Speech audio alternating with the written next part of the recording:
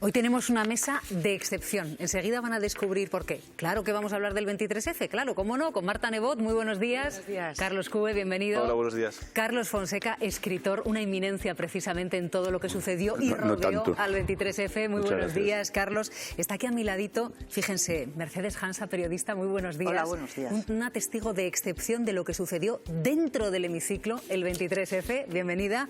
También está María Peral, muy buenos días. ¿Qué tal? Buenos días. Y Ferran Boiza. Muy buenos días, Buenos días. Ferran. Bueno, antes de nada, han pasado 45 años y su voz, pistola en mano, sigue formando parte de la historia de nuestro país.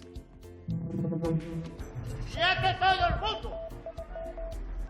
Era 23 de febrero de 1981, el día de la investidura de Leopoldo Calvo Sotelo, y entonces Antonio Tejero, a quien escuchaban, entraba en el Congreso, intentaba dar un golpe de Estado. Bueno, pues hace solo unas horas, el mismo día en el que el gobierno desclasificaba los documentos del 23F, fallecía a los 93 años Tejero. Mario, cuéntanos. Sí, como dice Silvia, murió a los 93 años en Alzira, acompañado de su familia, y según un comunicado de sus abogados, que son quienes hicieron público el fallecimiento, lo hizo de forma serena y en paz. Hoy tendrá lugar aquí en Xàtiva el velatorio, también el funeral, que será a las 7 de la tarde. Será incinerado y trasladado a Málaga, concretamente a la iglesia Torre del Mar, donde también reposan las cenizas de su mujer Carmen Díez. Recordamos, fue el precursor, fue la cara más visible del atentado del 23F, fue condenado a 30 años de cárcel, finalmente cumplió la mitad y cuando salió nunca se mostró arrepentido ni pidió perdón por el golpe. ¡Siete todo el mundo! El que fuera coronel de la Guardia Civil lideró el fallido golpe de Estado del 23F. Antonio Tejero ha fallecido justo el mismo día en el que el gobierno desclasificaba los documentos de ese 23 de febrero de 1981. Mientras Tejero asaltó el Congreso con 200 guardias a sus órdenes, su mujer, a través de conversaciones telefónicas con diferentes personas, aseguraba que lo habían dejado solo, tirado como una colilla. No supo nada de Tejero hasta que logró escucharle a través de una llamada con García Carrés. Está fenomenal. No puedo oírle. Hombre, pues voy a ver si puedes. Habla bien, un momento. Habla bien fuerte para que ella te oiga. Papá. Sí te oigo. Sí te oye, sí, ¿le has oído? Oye.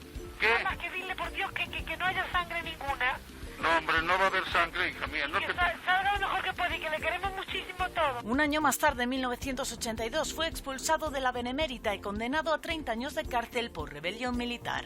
Cumplió la mitad y entre rejas aprovechó para estudiar una carrera y aprender idiomas. En el 96 logró la libertad condicional.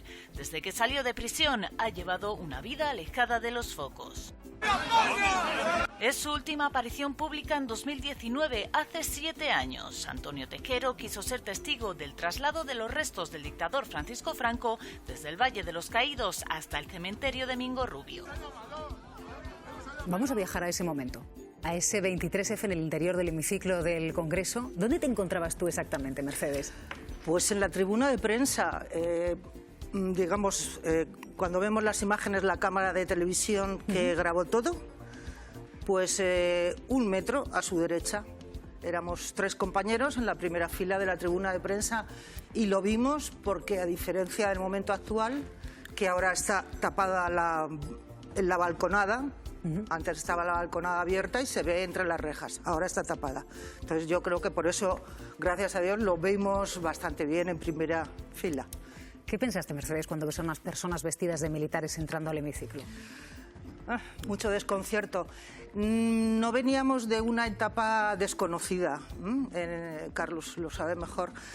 Eran meses atrás, conspiración tras conspiración, noticias, rumores, acoso, se sabía del acoso a Suárez o de las ganas que tenían algunos sectores de quitarse a Suárez del medio.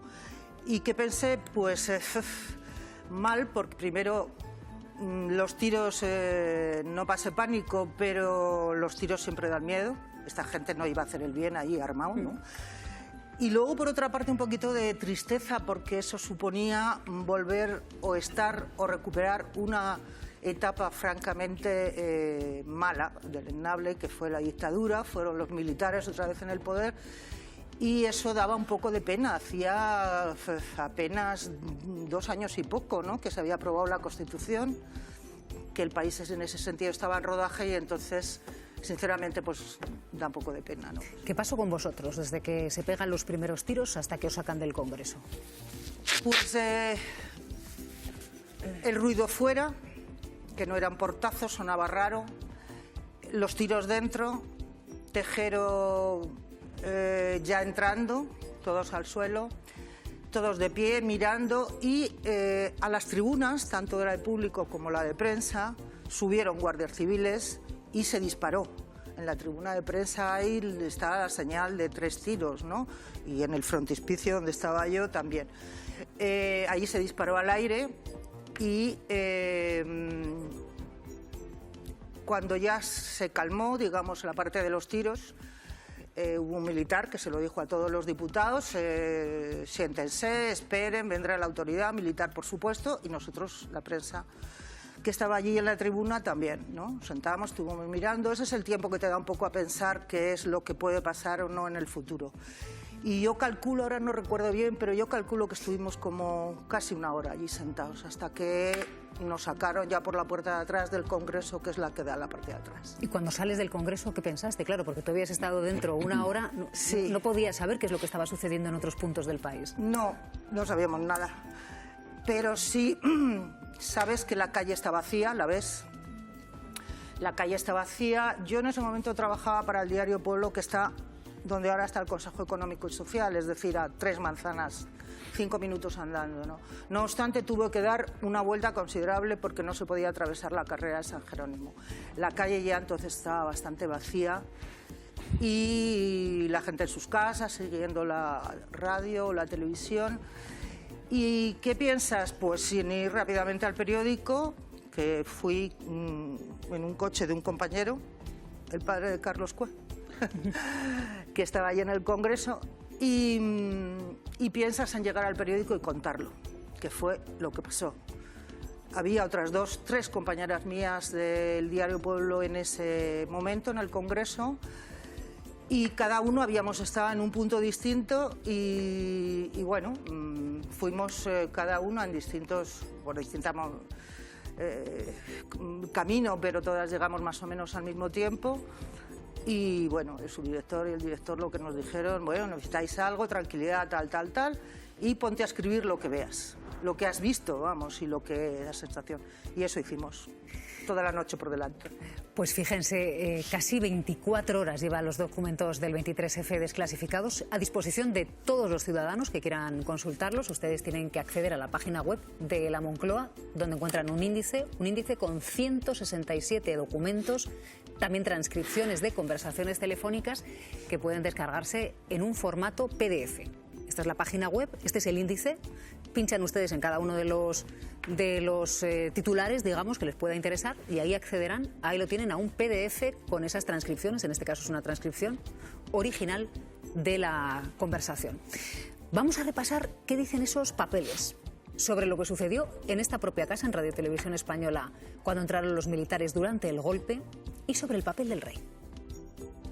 No uno, había 3 golpes en marcha con ramificaciones civiles. Una mano anónima lo dibujó de su puño y letra en 1980. Los historiadores lo atribuyen a alguien del CSID, que admitió que 6 de sus miembros colaboraron con el golpe. El de Tejero se anticipó a los otros.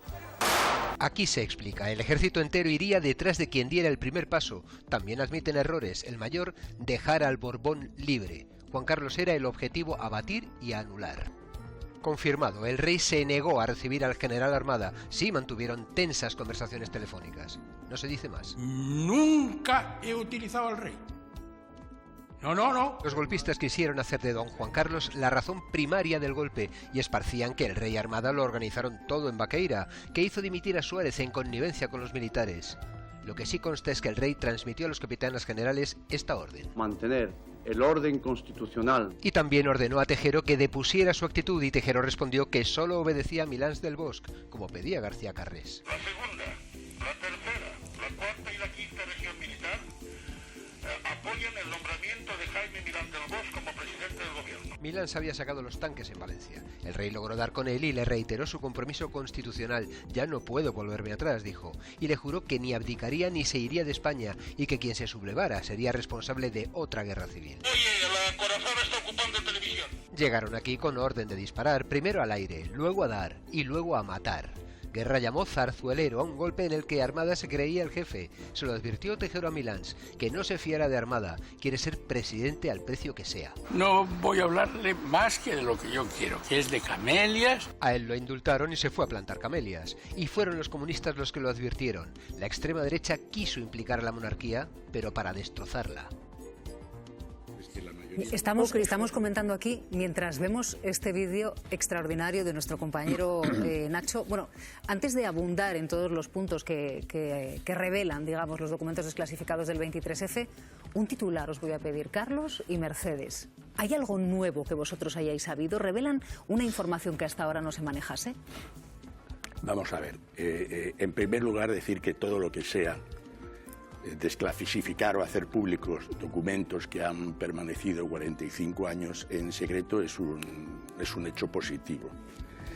Hecha esta salvedad, no he tenido ocasión de leerlos en detalle, pero sí los he consultado prácticamente todos y lo que se puede afirmar es que la mayoría de esa información ya era conocida, está incluso publicada. Hay muchos documentos, una inmensa mayoría que son apócrifos, ni tienen membrete de quien lo redactó, ni están firmados. Y hay incluso documentos que vienen epigrafiados, reseñados con la clave AGA. Bueno, AGA es Archivo General de la Administración, sobre todo los documentos que se supone desclasificados del Ministerio de Asuntos Exteriores. El Ministerio de Asuntos Exteriores hace ya bastante tiempo transfirió toda la documentación que tenía sobre el 23F al Archivo General de la Administración, donde lo puede consultar cualquier ciudadano que se acerque hasta Alcalá de Henares. Y es una información, digo, que no se puede considerar secreta porque son sencillamente los informes que mandaban las embajadas en el extranjero al Ministerio dándole cuenta de las reacciones que había habido en esos países a los hechos acontecidos en España. Con lo cual, para mí resulta un tanto decepcionantes y a mí me parece que son un poco los secretos de Pulichinela, es decir, secretos pero que los conocía todo el mundo. Mercedes, ¿hay una información extra a lo que viviste tú, algo que te haya sorprendido dentro de estos papeles desclasificados? No, yo estoy con Carlos también, que es interesante conocer todo lo que se tiene, pero igual no todo lo que se tiene es lo que deberíamos conocer. Es decir, que no necesariamente es una recopilación de documentos completa. No digo porque en estos momentos igual se haya podido ocultar algo, sino porque llevamos 45 años desde que ocurrieron los hechos y, bueno, desde las notas que no tienen un sustento con nombres y apellidos o qué tal, ¿no? ¿Pueden haber desaparecido papeles? Pues es probable, ¿no? Yo ayer, además de leerme, no he leído todos los papeles. Para mí, ya te digo que no me sorprende en general nada, ¿no? Puede ser una película. Yo he recuperado una entrevista que le hicieron en el 2011 a Francisco Laína, que fue el que se encargó de la comisión de subsecretarios del Gobierno en la sombra cuando el Gobierno estaba allí retenido. Y la verdad es que entre esa entrevista y el libro que le escribió hay más cosas de lo que hay en los papeles. No porque fueran en ese momento desconocidos, sino porque, por ejemplo, toda esa conversación en la llamada comisión de subsecretarios y tal, pues tampoco se sabe o se conoce, ¿no? Es decir, que no me ha sorprendido, me ha parecido poco, o por lo menos que las expectativas que se habían despertado pues no han sido del todo cumplidas.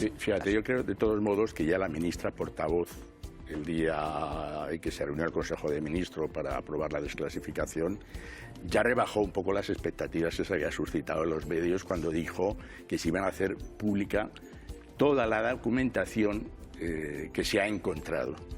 Es decir, eso ya está diciendo algo. Luego, vamos a ver, de la documentación clasificada como secreta tiene que haber un registro. ¿Qué órgano es el que lo ha acordado? Porque en un momento determinado esa documentación la puede desclasificar el órgano que la clasificó o bien el Consejo de Ministros. Si supiéramos o conociéramos ese registro, podríamos saber si esta información desclasificada es toda, es mucho, es poco, lo desconocemos. Y desde luego sabemos de la existencia de determinada documentación, se sabe que no está aquí incluida. Cito dos ejemplos muy breves. Una son las intervenciones telefónicas de los teléfonos del Congreso de los Diputados.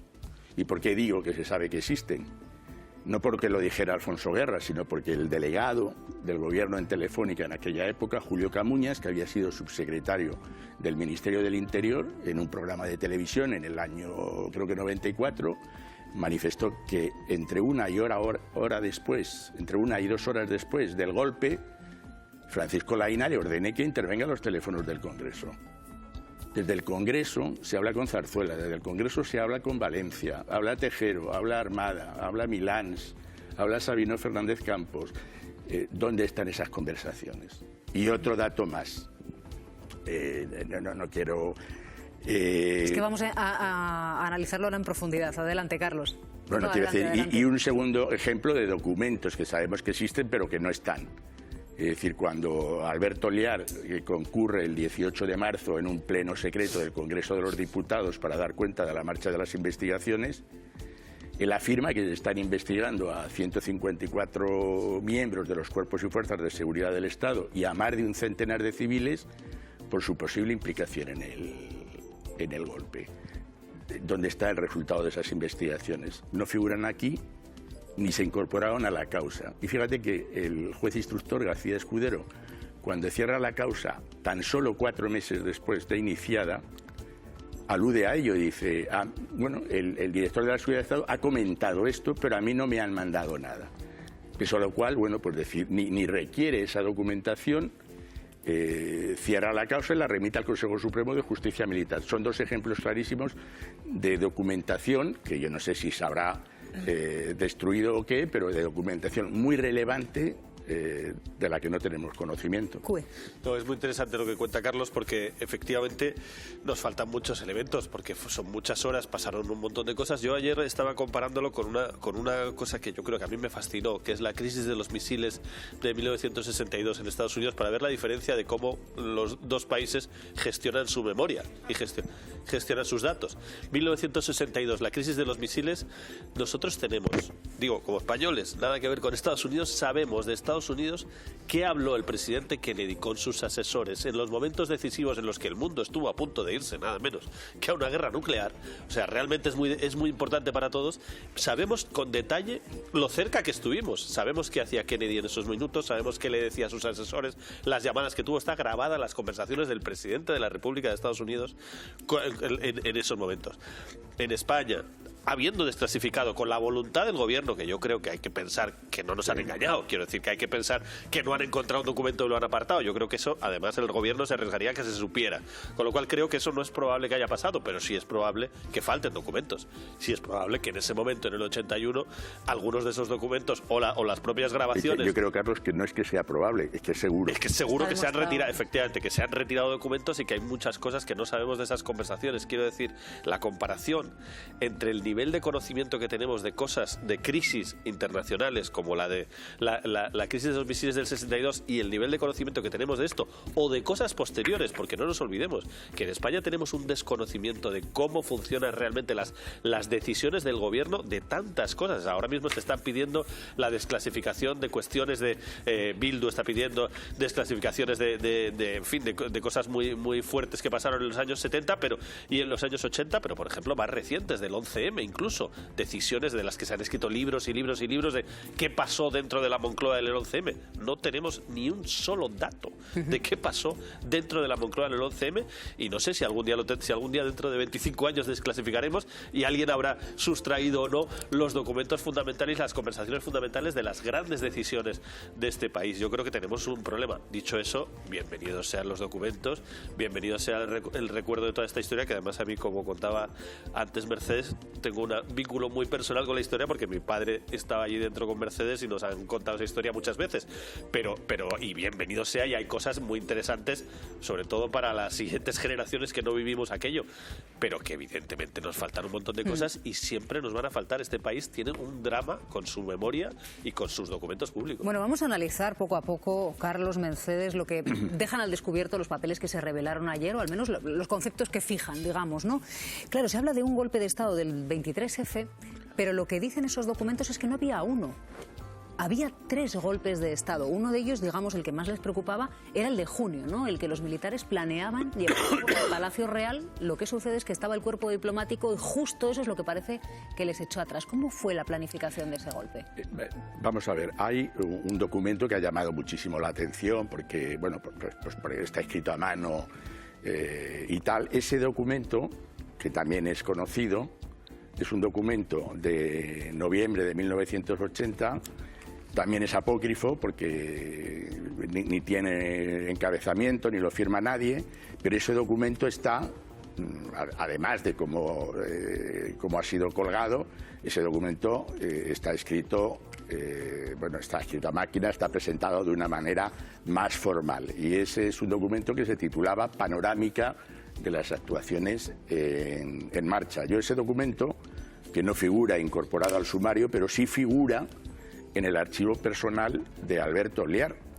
Es decir, en el archivo personal de Alberto Ollár hay más información relativa al 23F de la que se ha desclasificado ayer. ¿Y ese documento qué indicaba? Ese documento hablaba de que había 3 operaciones, que también es un hecho conocido, que había en marcha un posible golpe de generales, que tenía pocas posibilidades de salir con éxito, que había un golpe de los espontáneos, que era precisamente el de Tejero, y que había otro golpe de otro sector, fundamentalmente de coroneles. Ese golpe de los coroneles sería el que se llevaría o se intentó llevar a cabo en octubre del año 82 y que fue abortado fechas antes, es decir, se iba a llevar a cabo en la jornada de reflexión de las elecciones que dieron el triunfo al Partido Socialista. Y ese documento hablaba también de una serie de, llamémosle, maquinaciones políticas de todos los partidos muy interesados, cada uno por sus razones, en quitar a Adolfo Suárez del medio. Entonces ahí se hablaba de una conspiración de los azules, encabezados por Martín Villa, de otra de los democristianos, se hablaba de Landelino Lavilla, se hablaba de Herrero de Miñón, se hablaba de Óscar Alzaga y se hablaba también de otra conspiración de los socialistas. La conspiración de los socialistas era en realidad un intento por llegar a un acuerdo con los críticos de UCD para convocar una moción de censura en la primavera del año 81. En esa moción de censura el PSOE contaría supuestamente con el apoyo de los críticos de UCD. Entonces, se planeaba que eso había que presentarlo ya porque existía el temor a que Adolfo Suárez disolviera las cámaras, convocara elecciones anticipadas, se presentara él a la reelección y por lo tanto ya no hubiera manera de quitárselo de encima. Lo que pasa es que Adolfo Suárez dimite el 29 de enero y obviamente después ocurre el golpe de Estado y todos estos planes se vienen por tierra. Pero había conspiraciones militares y había conspiraciones políticas que obviamente no pasaban por asaltar el Congreso, pero sí pasaban por una voluntad decidida de acabar con Adolfo Suárez como presidente. Sí, básicamente ese es el relato.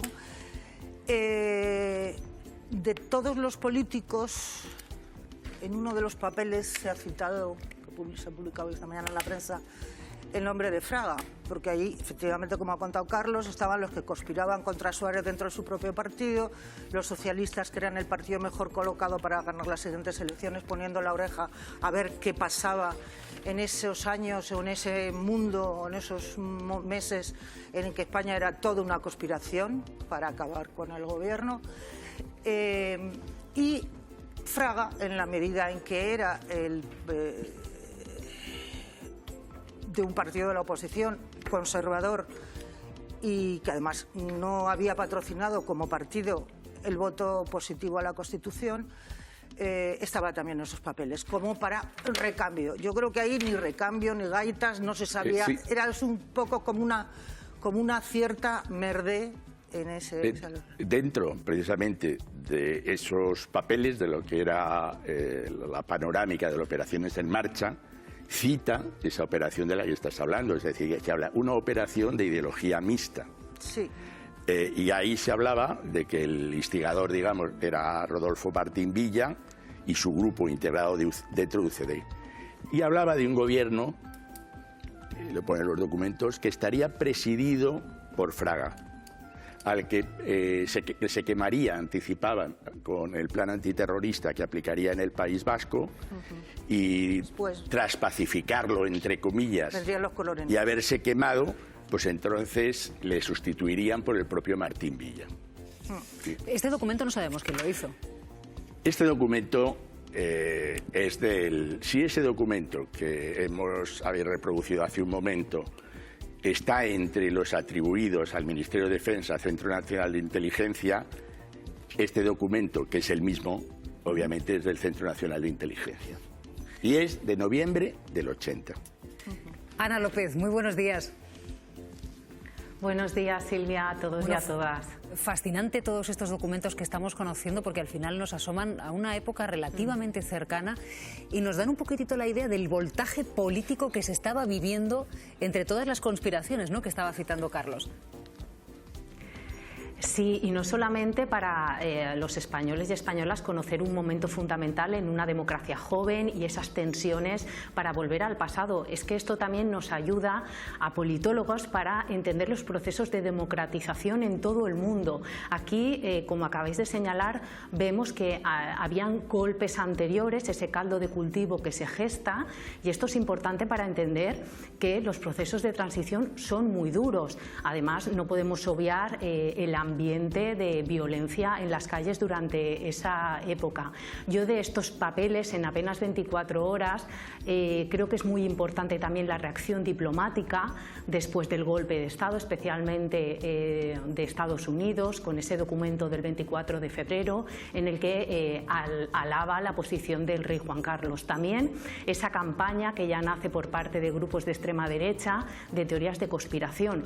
Por cierto, no han parado, porque en estas últimas 24 horas grupos de extrema derecha en canales de Telegram, en canales de redes sociales, siguen creyendo que el rey estaba detrás de todo esto, que además se ha juntado con la muerte de Tejero, con lo cual se ha reactivado el marco identitario, sobre todo en el lado más autoritario y nostálgico, ¿no?, reflejando que todavía esa cultura política autoritaria sigue vigente en España. Pero bueno, en apenas 24 horas este análisis de urgencia yo creo que nos va a ayudar a entender cómo fue el proceso de transición en España hacia la democracia, y que todavía tenemos mucho pendiente que investigar y que recorrer, ¿no?, porque nuestra democracia es madura.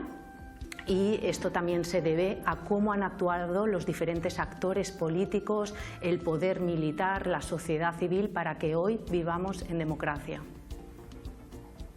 Bueno, también interesa muchísimo, porque se ha hablado mucho, estábamos esperándolo precisamente desde el lunes cuando hablamos contigo, desde el lunes, martes, claro, el papel del rey, ¿no? Y qué es lo que dejan negro sobre blanco estos papeles. Y estos papeles hablan de reuniones previas que mantuvo el rey Juan Carlos, por un lado, con Armada, que era alguien de su absoluta confianza, había sido su instructor militar, era el secretario de la Casa del Rey, y con Milans del Bosch, antes, ¿no?, del golpe militar del 23F.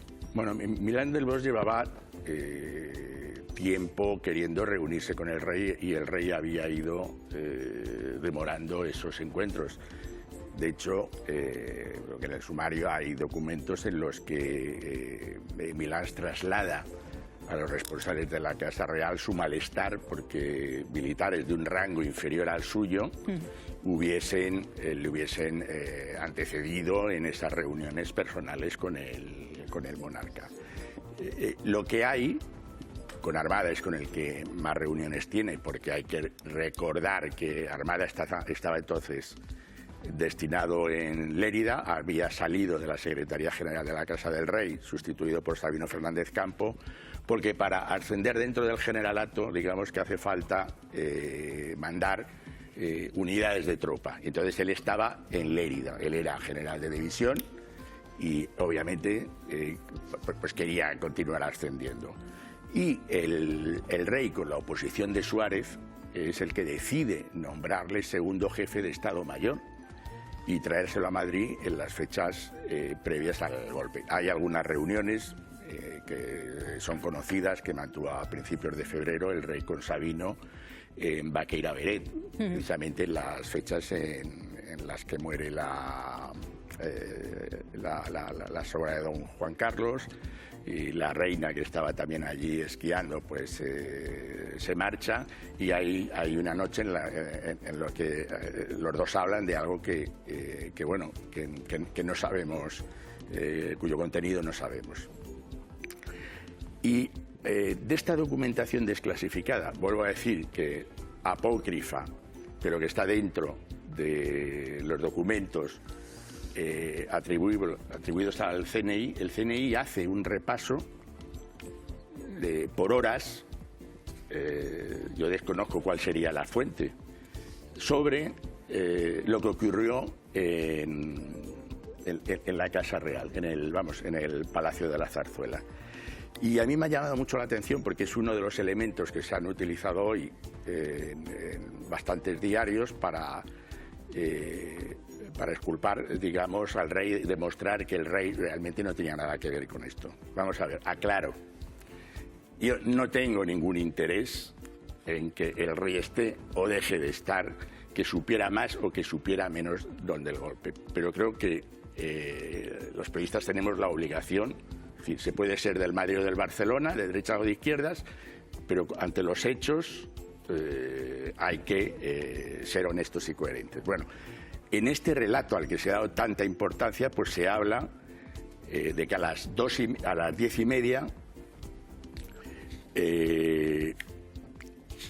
en la que dice que el rey habla con Milans y acto seguido hay una conversación de Sabino y Armada y posiblemente Gabeiras. Entonces dice que Armada insiste en su solución, que pasaba por ir al Congreso de los Diputados y proponerse como presidente de un gobierno de concentración. Este documento, por ejemplo, se contradice con este otro, que esta es la declaración de Sabino Fernández Campo incorporado a la causa del golpe. Esta es una declaración, para que los espectadores se hagan una idea, que no presta Sabino delante del juez. No, Sabino desde su despacho tiene tiempo para redactar, le hacen una serie de preguntas y él redacta este documento, que puede mirar, remirar, rehacer, es decir, con lo cual no es atribuible, digamos que no podemos decir que aquí haya podido cometer algún error. Bueno, en esas horas, en esta misma, en relación con este documento en el ¿Dónde has encontrado tú la contradicción? Bueno, pues me había equivocado de hora. Aquí habla de que entre las 8 y las 9 el rey habla con Armada y dice conversación muy tensa. Y el rey pasa el teléfono a General Martínez Campos. No hay nada más. Bueno, ¿qué dice Armada? Dice que efectivamente el rey habla con Armada y acto seguido, y ojo, el rey llama a Armada porque ha hablado antes con Milán del Bosch, y el Milán del Bosch le pregunta al monarca si ha hablado con el general Armada, y que si no lo ha hecho le recomienda que lo haga. Ha habido otras conversaciones previas, pero bueno, para no perdernos, le pasa el teléfono. Y entonces aquí Armada le propone su propuesta de sacrificarse, porque dice eso, y acudir al Congreso y ofrecerse como presidente de un gobierno de concentración, de salvación nacional. Sabino le dice, bueno, eso es muy peligroso, en fin, pero finalmente Sabino dice, el rey está presente y dice que se lo comunica, y transmitiendo la orden del rey, que está presente, autoriza al general Armada a acudir al Congreso, pero con la condición de que las conversaciones que mantenga con Tejero, o sea, que no lo haga en nombre del rey, sino en nombre propio. Bueno, esta es el famoso desplazamiento de Armada al Congreso. Entra, habla con Tejero, le dice: saca por favor a la fuerza del hemiciclo, que voy a entrar al Congreso para ofrecerme como presidente del gobierno. Es decir, esto significa que el rey autoriza al general Armada a ir al Congreso y ofrecerse como presidente del gobierno.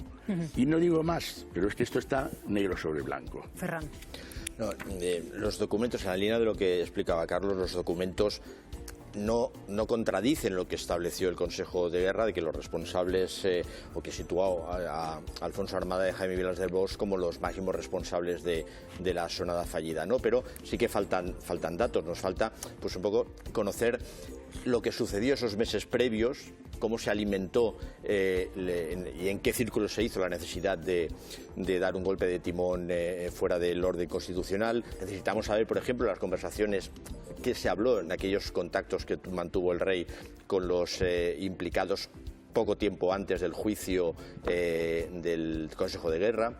Eso tampoco lo tenemos. Y luego, el rey no mantuvo contacto con los implicados en las fechas previas al Consejo de Guerra. Hay un documento de ahí en que hay una anotación del CSIC el que dice que efectivamente el rey habló con Armada y con Vilas del Bosch antes pero eso es una fuente, una fuente antes anónima de un una agente del CSIC de Cantabria. De Galicia, creo recordar. No, de Cantabria. No, es que habías dicho después del 23F. No. Pero ese no, obviamente. Y luego tampoco conocemos, por ejemplo, qué participación tuvieron los miembros del CSIC, sí, lo sabemos.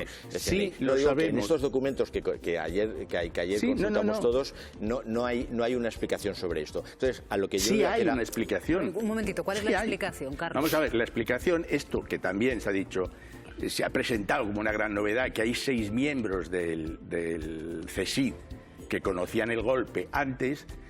Eso es el contenido del denominado informe Jáudenes, que se conoce así porque es una investigación interna del propio CNI para conocer la implicación de algunos de sus agentes. Bueno, si uno lee ese informe, se da cuenta de que hay implicados.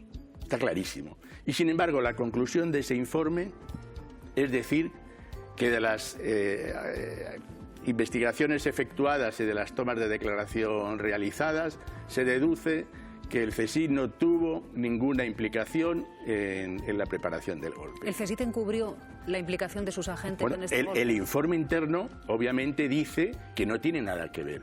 Este informe, que era un informe no judicial, es decir, no era para remitir al juez, de alguna manera tuvo que llegar a conocimiento de García Escudero. ¿Por qué? Porque García Escudero llama a declarar a todos los que aparecen citados en ese informe. Y como consecuencia de esas declaraciones, el juez imputa a 2 miembros del CSIC, el comandante Cortina y el capitán Vicente Gómez Iglesias.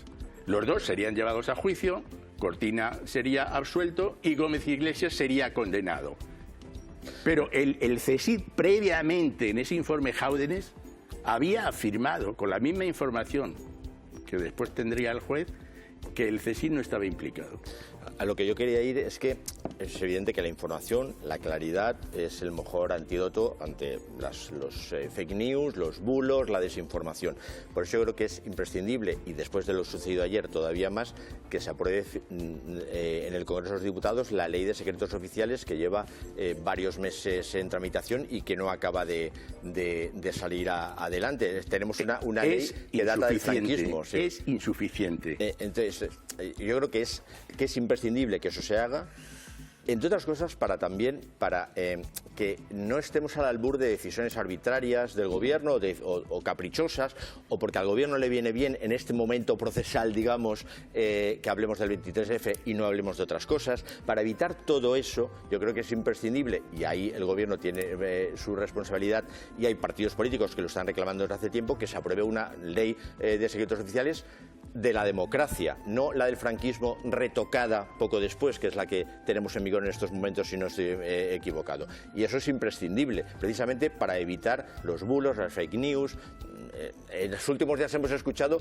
que esta desclasificación de documentos lo que pretendía era hacer daño al rey emérito o a Felipe González, que eso tampoco se refleja en los papeles. Por tanto, yo creo que es imprescindible que España se dote, creo que lo decía Carlos antes también, Carlos Cue antes, de una ley de secretos oficiales que deje muy claro los plazos, qué tipo de documentos y cuándo se pueden conocer. Vamos a ver, del anteproyecto de ley que se conoció que había redactado el Gobierno y que duerme el sueño de los justos en el Congreso. Bueno, duerme el sueño de los justos, pero es que esa ley tampoco iba a permitir el acceso a estos documentos. Es así, lo pone la ley. Y luego estamos centrándonos muchos en una ley de secretos oficiales y resulta que tenemos una ley de patrimonio histórico del año 85-86 que es tan restrictiva como la de secretos oficiales. Porque es que no toda la documentación que nos interesa a periodistas e investigadores está calificada secreta. Por ejemplo, la causa del 23F, sometida a la ley de patrimonio histórico, no se puede consultar hasta el año 2031. Porque esa ley establece que solo se puede consultar determinada documentación a los 25 años de la muerte del aludido, si es conocida, o a los 50 años de referencia del documento. Es decir, modificar esa ley es tan importante o más que tener una nueva ley de secretos oficiales, que además cualquier ley de secretos oficiales, la de esta o la de información clasificada del Gobierno, va a decir siempre que el Gobierno tiene la potestad de los plazos marcados, prorrogarlos, si considera que afectan o pueden afectar a la seguridad del Estado. Ninguno de todos estos documentos desclasificados afectan a la seguridad del Estado. Marta. Sí, al final la conclusión una vez más es que la desmemoria de este país no tiene límites, ¿no? Y la desconfianza en la madurez del pueblo español. La desconfianza en que podamos conocer los hechos y que eso no cambie en la situación y que podamos seguir siendo una democracia y podamos seguir respetándonos y que cada uno aguante su vela y que cada uno acepte lo que ha hecho y lo que no ha hecho, ¿no? A mí de ayer lo que me llamó muchísimo la atención fueron, y lo voy a decir así, igual a alguien le molesta, los titulares tan rápidos, tan rápidos. Llevamos muchos años esperando y el volumen de los documentos es tan gordo. Además, yo creo que requieren de un análisis histórico de los historiadores, serio, profundo, largo. Ya que hemos esperado tanto, ¿por qué no esperamos un poquito más, ¿no? Entonces, esos titulares exculpando al rey Juan Carlos desde el minuto cero, que parecía que estaban ya preparados, o todas esas dudas que se reflejan en estos informes una vez más, que seguro que los historiadores las conocen mejor que yo, pero que yo la verdad no era tan consciente de cómo el CSIC estuvo metido en todo este mejunje, ¿no? Incluso fueron los custodios de la documentación y gente que había estado implicada en el golpe, aunque luego fuera exculpada en el procedimiento judicial, luego estuvo custodiando los documentos. Luego hubo parte implicada, en teoría siendo responsable de la investigación y de lo que luego iba a quedar de toda esa investigación. Entonces es error sobre error en contra de la transparencia en la historia de este país. Yo me sumo, por supuesto, al coro que hemos escuchado aquí de la falta que nos hace esa ley de secretos oficiales y, por supuesto, a lo que cuentan los historiadores de lo que faltan con otras leyes de patrimonio y de los errores cometidos una y otra vez con respecto a esa memoria que necesitamos y a esa confianza en que el pueblo español es responsable, maduro y capaz de asumir lo que le ha pasado y la democracia maravillosa que hoy tenemos, ¿no?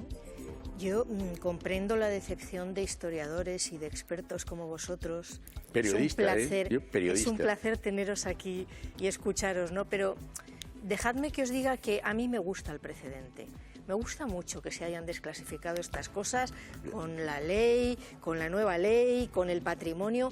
Me gusta que se sepa qué sabía la Administración, qué tenía la Administración sobre esto, ¿no? Coincido desde luego en que seguro que hubo alguna mano que destruyó lo que consideró que no podía ser conveniente ser conocido ni en ese momento ni en el futuro, pero a mí sí me parece necesario poner de relieve, sobre todo para las generaciones más jóvenes, las que no conocieron aquello, que la democracia estuvo en un tris de irse al garete y de que valores democráticos, libertades públicas y derechos que las generaciones de jóvenes dan por asumidos, realmente no solamente costó muchísimo construirlos, sino que se pueden perder en muy pocas horas. Y esa es una lección histórica que me parece necesario poner en valor.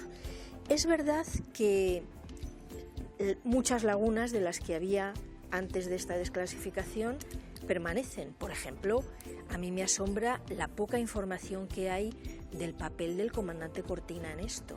Eso ha sido uno de los grandes misterios. Pensad, por ejemplo, en la financiación del golpe, que costó bastante dinero, cuidado, que hubo 2,5 millones de las antiguas pesetas solo en autocares, que se alquiló una nave en Fuenlabrada. No se sabe la trama civil. Eso sigue siendo un enorme enigma, pero me parece que tan importante como lo que se pone de manifiesto en los papeles o como detectar lo que se sigue ignorando es también contrarrestar bulos. Y ha habido muchos bulos propagados por la extrema derecha de entonces y de ahora que estos papeles pueden ayudar a disipar. No todos los documentos tienen el mismo valor.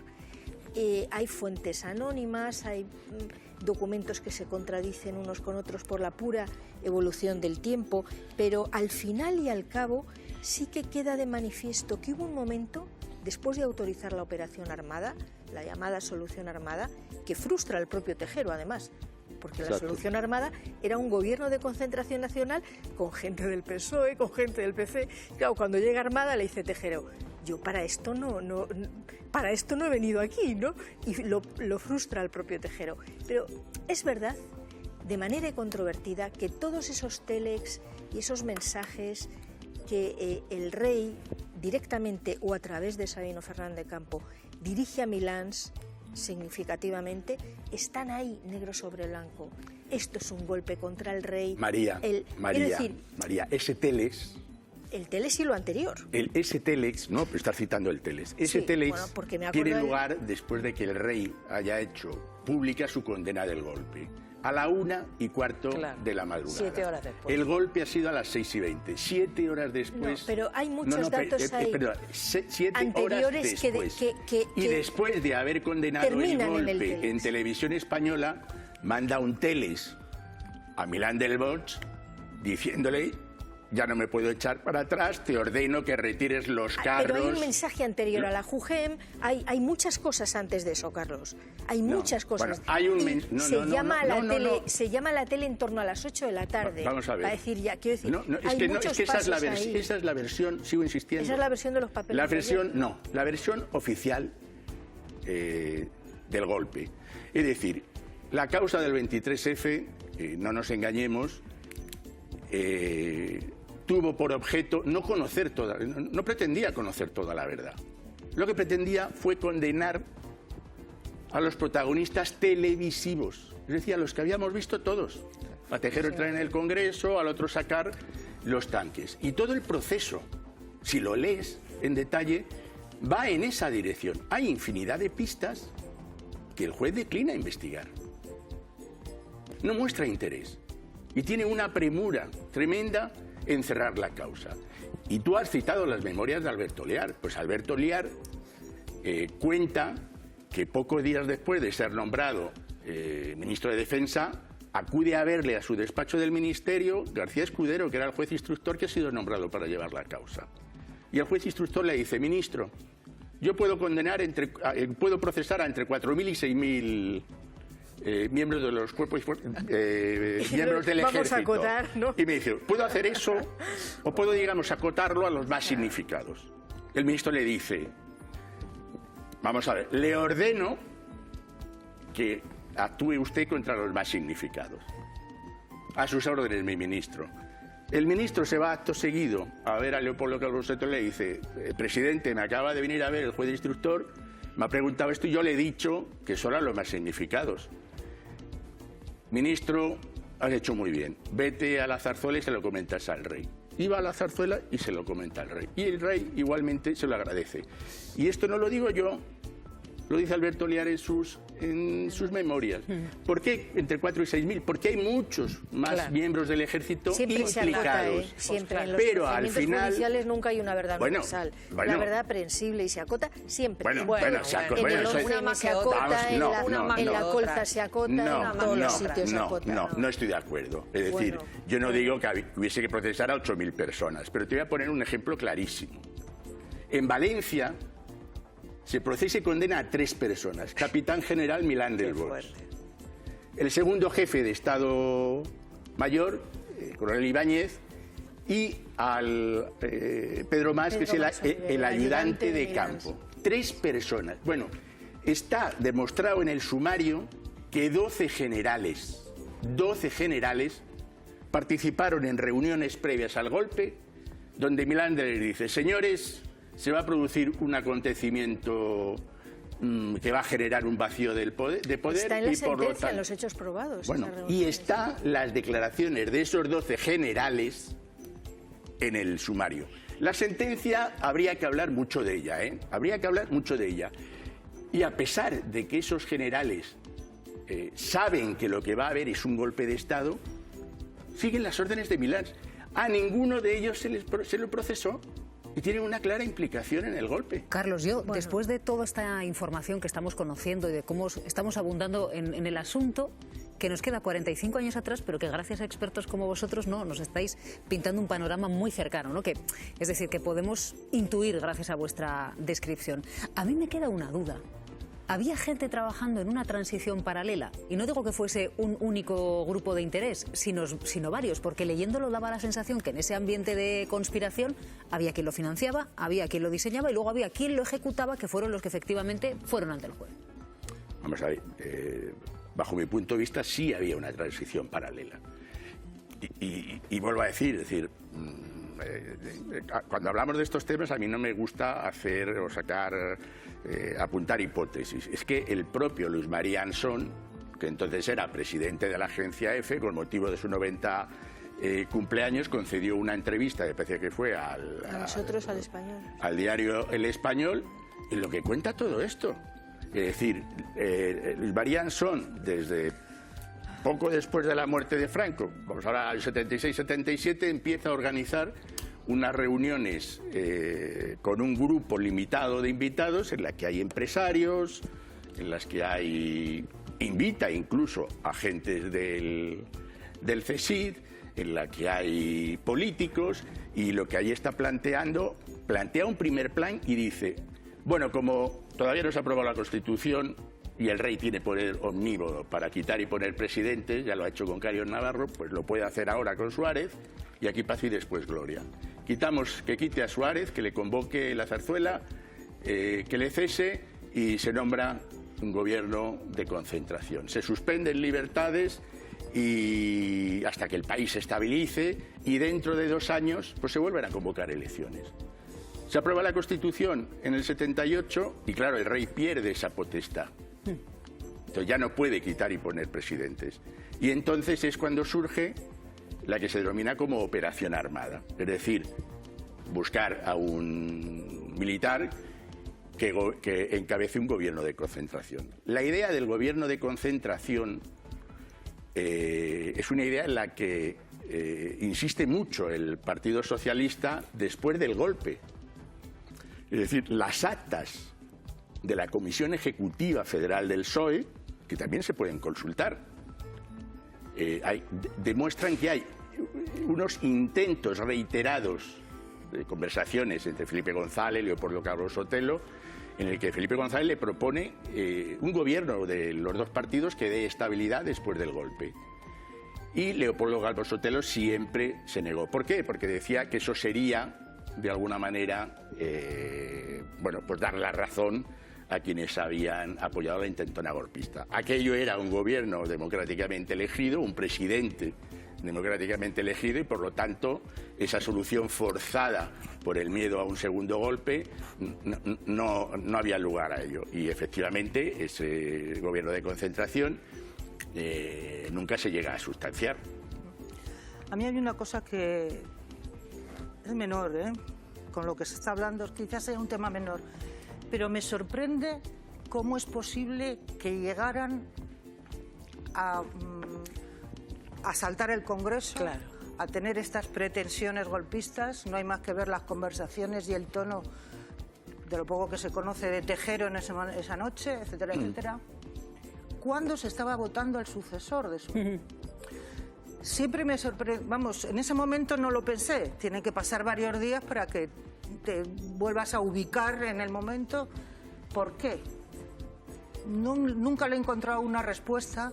Si hipotéticamente además nos hemos quitado, según ellos, al principal obstáculo, va a venir un presidente mucho más de derecha, más moderado, más pro-OTAN, más pro-americano, más lo que quieras, la otra cara de Adolfo Suárez. Y me sorprende, y se me ha ocurrido ahora al hilo de lo que dice Carlos de la propuesta del PSOE de posterior a los hechos, de hacer un gobierno de concentración nacional, cuando en realidad de lo que se trataba era después de eso de convocar elecciones, ¿no?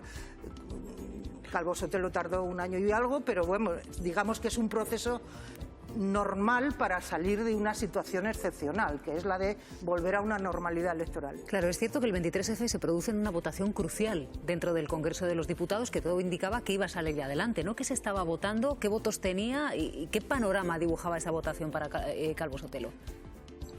Bueno, vamos a ver, a Calvo Sotelo lo eligen los varones del partido en una reunión que tienen con Adolfo Suárez, donde este les comunica su intención de dejar la presidencia y les dice que elijan entre ellos quién considera que debe ser el sucesor. Esto lo cuenta Leopoldo Calvo Sotelo en su libro de memorias, y entonces pues todos eligen, o hay una mayoría que elige a Calvo Sotelo, que se muestra de alguna manera sorprendido de haber sido él, ¿no? Había otros candidatos, como el propio Landelino Lavilla, que realmente aspiraban a ese puesto. Entonces, bueno, sale este hombre elegido y, bueno, lo que hay es un proceso normal. Ha dimitido el presidente, hay una propuesta de nuevo presidente, cuya investidura se vota en el Congreso. Es decir, en eso, que se podría pensar que habría sido más natural una convocatoria de elecciones generales, pues no lo sé. Pero el proceso que se estaba llegando era un proceso legal. De hecho, cuando Armada siempre ha dicho, bueno, es que yo lo que pretendía era una solución constitucional. Una solución constitucional. Y el fiscal le interroga y dice, pero vamos a ver, general, no era constitucional la votación que estaba teniendo lugar y que usted pretendió violentar. Claro, Armada ahí pues no sabe qué responder. Te lo planteaba porque para que nos hagamos cargo, ¿no?, de la fecha que era el 23 de febrero. Se estaba votando la investidura del próximo presidente del gobierno. Imagínense el momento crucial que es para todo el país. Nosotros incluso desde los medios de comunicación, cómo tratamos y cómo abordamos y cómo cubrimos la investidura de un presidente del gobierno. Imagínense que en ese momento entran militares al Congreso de los Diputados. Bueno, les voy a dar una pista de lo que está pasando en el Congreso esta mañana, porque la desclasificación de estos papeles está provocando una polémica de las importantes que les vamos a contar enseguida. Pero antes, Cue, ¿cómo lo ves tú? No, efectivamente, lo que estaba diciendo Carlos es interesante, como la locura de Armada y de tantos otros, la locura de tratar de justificarlo como una cuestión constitucional, ¿no?, que es una de las cosas que más descoloca al analizarlo. Trataron de dar un golpe con argumentos constitucionales, y yo creo que es muy interesante lo que estaba planteando antes Carlos, que yo creo que efectivamente en la clave de todo lo que estamos viendo en la desclasificación de ayer hay muchísima documentación sobre una vez que el golpe está muerto.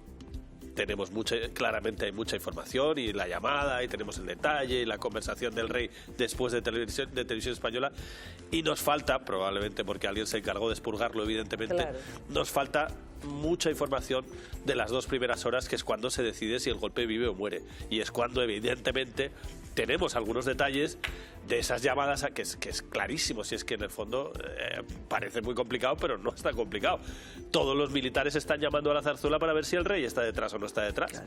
Porque en función, por eso la conversación aquella famosa de esto cambia totalmente la situación, si el rey no está detrás. Porque evidentemente, como todo el mundo, los militares también tienen miedo por la repercusión que le pueda pasar a ellos y quieren saber hasta dónde llega la implicación. Sí, pero eso es lo que nos falta. Yo no sé qué opinión tienes tú, pero eso es lo que nos falta de esas 2 primeras horas. Esa llamada que resulta muy relevante es la llamada que hace el general Juste, que entonces era el jefe de la división acorazada Brunete, que era una de las unidades principales del ejército español.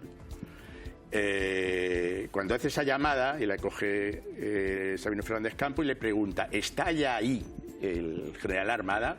Y es aquella famosa respuesta, dice, ni está ni se le espera. Entonces dice Juste, entonces esto cambia las cosas. Porque a Juste, los miembros de su unidad le habían tenido un poco apartado de lo que se estaba urdiendo. Y como no sabían si realmente Juste se iba a sumar, de hecho había bajado de La Coruña el anterior responsable de la acorazada Brunete, cuya misión habría sido, si Juste se oponía, haberse hecho cargo. O sea, si la división acorazada Brunete sale, el golpe triunfa. Y la división acorazada Brunete, algunas unidades salen. Porque Juste lo autoriza, se deja llevar por la presión de quienes tiene alrededor. Bueno, ya les advertía de que estaba provocando esta desclasificación de los papeles del 23F un auténtico calambrazo en el Congreso. Tenemos ya las primeras reacciones, Javier. ¿Qué es lo que dicen en el Congreso? Sí, la primera es de Enrique Santiago, de Izquierda Unida, es Sumar, muy crítico con ese contenido que hemos conocido, de decepción por parte de Sumar de ese contenido. Hablan de una operación de blanqueo y sobre todo ponen el foco al rey Juan Carlos. Dice literalmente Enrique Santiago que hay intención de blanquear al jefe del Estado. Haya una nueva operación de blanqueo del papel del jefe de Estado, que obviamente coincide todo el mundo que sabía lo que se estaba preparando y que dejó transcurrir muchas horas probablemente viendo cómo se equilibraban y cómo se situaban los distintos capitanes generales. Es decir, ¿Qué os parece esta primera impresión de Enrique Santiago hoy en el Congreso? Yo es que estoy muy interesado en lo que ha pasado en las últimas horas como periodista y también como aficionado a la historia. Es muy interesante lo que estamos leyendo. Pero también como periodista yo suelo desconfiar de las cosas. Entonces me gustaría saber por qué estamos hablando de esto en este momento. O sea, ¿cuál es la razón última que ha llevado al Gobierno a tomar esta decisión? De desclasificar ahora, se cumplen 45 años, perfecto, pero ¿cuál es la razón última? ¿Se quiere blanquear o se quiere poner la primera piedra para que pueda volver el rey emérito a España? ¿Se quiere desviar la atención de los problemas que tiene el Gobierno en el Congreso de los Diputados cada día? Y hoy vamos a tener otro ejemplo con el escudo social. No acabo de comprender cuál es la razón última que ha llevado al Gobierno a tomar esta decisión. ¿Pero estáis de acuerdo con lo que plantea Enrique Santiago? Digo, por afinar un poquitito el debate que quería poner en la mesa, Ferran. ¿Tú crees que con la desclasificación de estos documentos estás de acuerdo con que se está blanqueando al rey?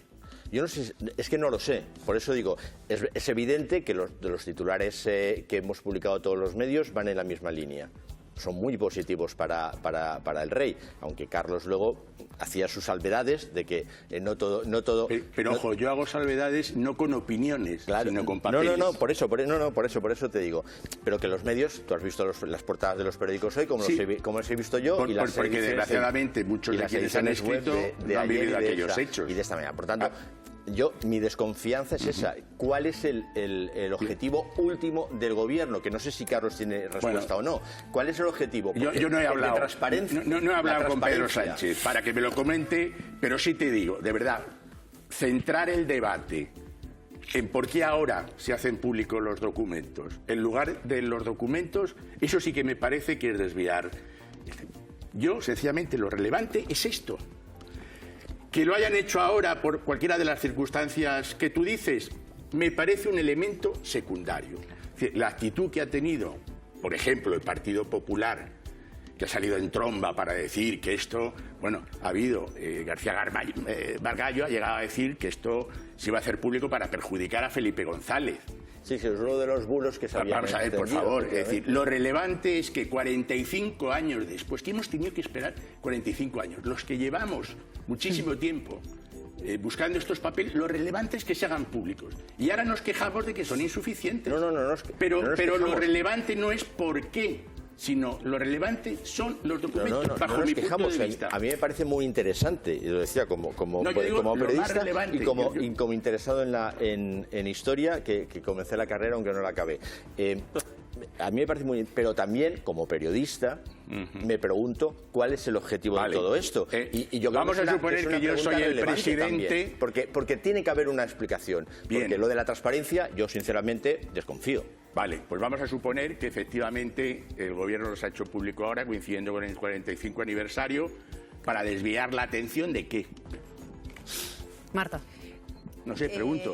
A ver, es que, ¿sabes qué pasa? Que si nos ponemos conspiranoicos todo el tiempo, pues es que es inviable valorar todo, ¿no? Por supuesto, toda la política es interesada. Yo eso lo digo todo el tiempo y no lo niego. Lo que pasa es que creo que la lectura, tanto de los analistas como social, de lo que ocurre en política, debe ser en el sentido del efecto de las cosas. De qué implican para la sociedad, para bien o para mal, independientemente de los intereses de los partidos políticos. También se podría decir desde el gobierno que esto se hace porque lo que estamos sabiendo de desinformación por parte de la ultraderecha, en particular con las generaciones más jóvenes en todo el mundo de las redes sociales, nos hace, en fin, llevarnos las manos a la cabeza y necesitar de una manera urgente esa falta, ¿no? Acabar con esa falta de transparencia con respecto a nuestra memoria, y ojalá esto sea un primer paso y, como hemos dicho todos aquí, no sea más que el principio del fin de la desmemoria nacional, ¿no? Pero dicho esto, también se podría decir que es por tratar de poner paños calientes en la relación con el PNV, que lleva clamando en la Comisión de Secretos Oficiales que esa ley avance desde hace tropecientas prórrogas y sigue sin avanzar. O sea, motivos puede haber 100.000, pero la cuestión, yo estoy en eso con el historiador, esto no pasa por qué, aunque lo podamos analizar las veces que tú quieras, para mí lo trascendental es qué significa, qué implica, y ojalá sea un comienzo. Ana, ¿cómo lo ves tú? Bueno, a mí no me sorprende que el 23F se desclasifiquen papeles relacionados con ellos. A mí me sorprendería que el Gobierno lo desclasificara un 20 de diciembre o un mes antes de las elecciones de 2027. Lo que sí que me sorprendía es que no solo con este Gobierno, sino con el anterior, España fuera una anomalía respecto a todas las democracias europeas y la americana, con esa Ley de Servicios de Secretos Oficiales del 68, actualizada en el 75, en el que rompe con uno de los ejes vertebrales de una democracia, que es la transparencia. Porque con esta ley todo está oculto, como habéis comentado, y es el Gobierno el que decide el cuándo y el qué se hace de manera pública. Y esto, claro, puede ser utilizado como un instrumento, un arma política, a veces para desviar la atención, que yo creo que no es este el caso, o como por ejemplo también campañas para perjudicar en algunos casos. Y es que Carlos Cue lo explicaba muy bien con el ejemplo que él podía acceder a los documentos de esa crisis de los misiles. Es que yo también, bueno, cualquiera puede acceder a las 280.000 páginas del Bundestag sobre la actuación de la Stasi durante la Guerra Fría, o sobre los atentados de 1981 en Bolonia perpetrados por la extrema derecha y que se desclasificaron en los años 90. Con lo cual yo creo que es importante, porque además abre un debate que yo creo que es necesario de una democracia madura, como es ya la española, sobre esa ley que es necesaria de servicios de secretos oficiales, que está aparcada en el Congreso desde hace 8 meses. Con lo cual, bienvenido que sea este debate, y sobre todo no nos fijemos en el cuándo, que yo creo que es apropiado, el 23F, sino que sea el punto de partida para que la democracia española, que es madura, haga un salto cualitativo y trate a los ciudadanos de manera adulta. Podríamos estar otra hora más, que llevamos hora y pico, hablando del 23F, porque es un gusto, desde luego, escuchar expertos como tú. Gracias, Carlos. Vosotros. Y gracias, Mercedes. Los ojos, uno de los ojos de la prensa en ese hemiciclo el día del 23F. Muchísimas gracias por habernos acompañado en plató. Vamos a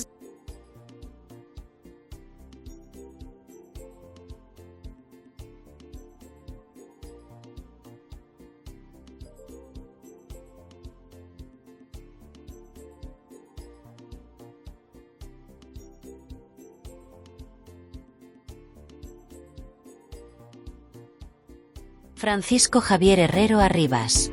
Javi Momboro Polvorín. Carrión de los Condes. Web tienda online. Momboro Moda Capricho. momboromodacapricho.com. Artículos personalizados Momboro Polvorín. momboromodacapricho.com. Inicio Momboro Modas tienda novedades. Visita mi web. También catálogo en WhatsApp. +34 664 828 044. Atención personalizada a cada cliente. Sin sistemas ni robots. Teléfono y WhatsApp +34 688 776 781. Contacta conmigo sin ningún compromiso. Estaré encantado de atenderte. Muchas gracias. Francisco Javier Herrero Arribas. Javi Momboro Polvorín. Carrión de los Condes. Online store. Momboro Moda Capricho. momboromodacapricho.com. Personalized items Momboro Polvorín. momboromodacapricho.com. Home Momboro Modas shop new arrivals. Visit my website. Catalog also available on WhatsApp.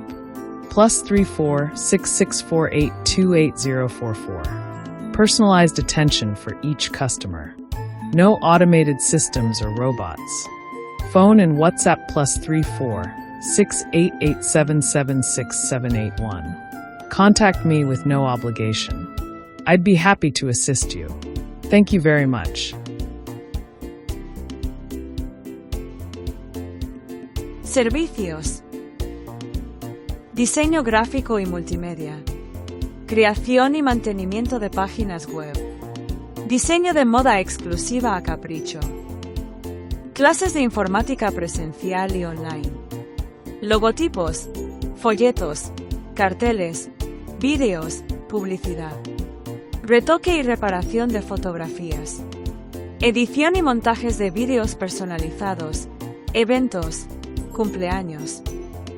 Carteles y vídeos, asociaciones, redes sociales.